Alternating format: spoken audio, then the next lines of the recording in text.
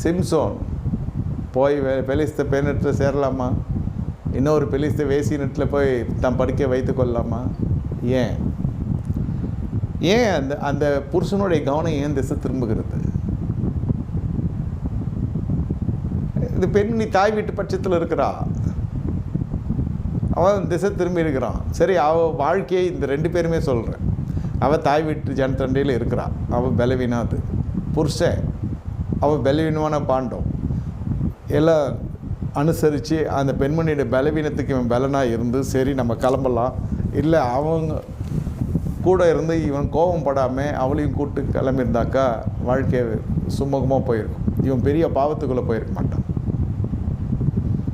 மனைவி இருந்தும் ஒரு மனுஷன் மனைவியின் இடத்துல கோவித்து கொண்டு அவன் போய் தனிமை விரும்புகிறான்னா அவன் நேராக பெலிஸ்த வேசியினுடைய மடியில் போய் படுக்கிறான்னு அர்த்தம். இதுக்கெல்லாம் யாரும் தீர்க்கதரிசி தேவை?